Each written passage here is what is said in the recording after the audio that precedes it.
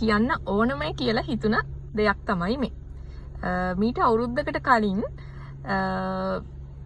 ළමයි හරිද ක්ලාස් එකක් විද්‍යාව ක්ලාස් එකක් හොය හිටියා.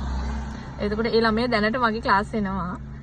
ඉතින් මේ මීට අවුරුද්දකට වෙච්ච කලින් කතාව තමයි මම මේ කියන්නේ. ඒ ළමයා ඉතින් ක්ලාස් එකක් හොය ඉන්නවලු. එයාගේ ලකුණු තිබුණේ 36 37 වගේ මට්ටම. හරිද? ඉතින් අනිත් සබ්ජෙක්ට් වලට ලකුණු දිනවලු. හැබැයි සයන්ස් වලට යන තැනින් එයාට සෙට් උනේ නැති. ඒ නිසා ක්ලාස් එකක් හොය ඉන්න අතර මගදී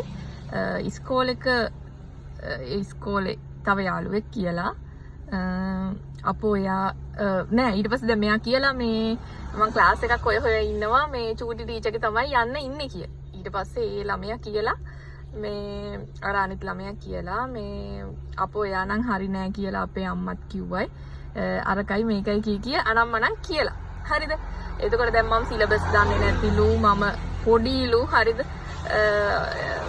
මම නම් හිතන්නේ එයාගේ ලකුණු වැඩි වෙයි කියලා. ওই විදිහට නෙගටිව් කමෙන්ට් දාලා තියෙනවා.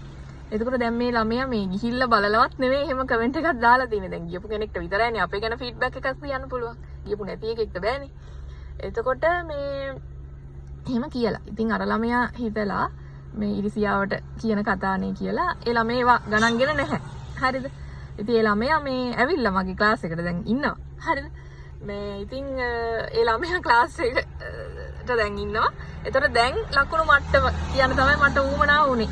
හරිද? ලකුණු 37 හිටපු ළමයා දැන් 87 මට්ටම දක්වා ඇවිල්ලා තියෙනවා. ඒතර ඊයේ පේපර් එකේ 84ක් තිබුණා. ඊට කලින් පේපරේ 87යි. ওই විදියට ඉතින් 80 ගණන් වල ලකුණු අඩු වැඩි වෙවි තමයි යන්නේ.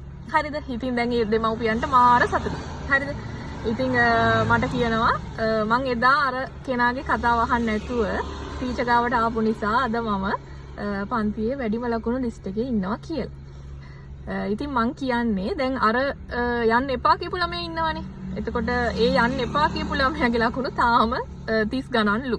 හරිද? එතකොට දෙන්නම එකම මට්ටමේ තමයි ඉඳලා තියෙන්නේ. හැබැයි මෙයා අනුන්ගේ කතා අහන්න නැතුව මාව විශ්වාස කරලා මගේ ගාවට ඇවිල්ලා දැන් ලකුණු වැඩි කරගෙන තියෙනවා. එතකොට දැන් අර ළමයාගේ ලකුණු තාම අඩුයිලු. හරිද? ඒක තමයි හොඳම කතාව. ඊට පස්සේ මේ දැන් මොනවත් කියන්නේ නැතිලු. හරිද? දැන් කිසි දෙයක් අහන්න නැතිලු මේ ක්ලාස් එක ගැන. ඉතින් මං කියන්නේ අනුන්ගේ කතා අහා හිටියනම් ඒ ළමයා තාමත් එක තැන. හරිද? එතකොට ගොඩක් වෙලාවට අනුන්ගේ කතා අහන අයට හොඳම කතාව මගේ අරගෙන කියලා කතාවක් තියෙනවානේ. එතකොට දැන් ඒ ළමයා ඒ කතාව ඇහුවනම් ඒ ළමයාට තාමත් සමහර 30 ගණන්. හරිද? මේ ඉතින් ඒ ළමයාට මාස ගාණක් ඇතුළත ලකුණු වැඩි උනේ එයා අනුන්ගේ කතාව අහන්න නැතුව මාව විශ්වාස කරලා මගේ ළඟට ආපු නිසා. ඉතින් මං ඒ ළමයාට මේ එදත් කිව්වා මේ ওই කතාවම කිව්වා අනුන්ගේ කතා අහන්න නැතුව ඔයා ආපු එක ගැන ඔයාට හොඳයි දැන් ඔයාට තේරිලා ඇති දැන් ඔයාට හොඳයි කියලා. මේ අර ගොඩක් වෙලාවට අනුන්ගේ කතා අහන අයට හොඳම කතා මිස් වෙනවා. හරිද? ඉතින් ඒකට මේ අර පවට පින් දෙන්නත් බෑ කියනවනේ. ඒ වගේ සීන් එකක් තමයි. ඉතින් ඒ හින්දා මේ මාව විශ්වාස කරලා මගේ ළඟට ආපු හැම ළමයෙක්ටම ගොඩක් ස්තුති කරනවා. ඒ වගේම ඒ ළමයිනුත් ගිදමව්පියනුත් මට ස්තුතිවන්ත වෙනවා. මොකද මේ ලොකු ලකුණු රේන්ජ් වලින් වැඩි වෙලා තියෙනවා. හරිද? ඒක ලකුණු 30 ගණන් හිටපු ළමයා ජීවිතේට හිතන්නේ නැතුව ඉන්නේ 80 ගණක් ගණන් කියලා. දැන් යසගේට ගන්නවා ලකුණු. හරිද? දැන් මොන පේපරේ දුන්නත් මොන පාඩමේ මොන අමාරු ටෙස්ට් එක දුන්නත් යුනිට් ටෙස්ට් එක දුන්නත් එහෙම නැත්නම් ටර්ම් ටෙස්ට් විදියට දුන්නත් ඒ ළමයින්ගේ ලකුණු 80 ගණන් තමයි. ඒ කියන්නේ 75න් උඩ අනිවාර්යයි. හරිද? ඉතින් ඔය ලකුණු මට්ටම දිගටම තියාගෙන යන්න ළමයිනුත් දැනගන්න ඕන. මොකද මම ලකුණු හදන්නේ ආයි බස්සන්න නෙවෙයි. හරිද? මේ එන්න වැඩි වෙයි. කොහොමත් ඔයගේ ලකුණු 75ට වැඩි මට්ටමක තියේවි. මගේ ක්ලාස් ආවොත්. මොකද මාසෙන් දෙකකින් මේක කරන්න බෑනේ. හරිද? මේ සයන්ස් කියන්නේ ලොකු විෂය පරාසයක්. හරිද?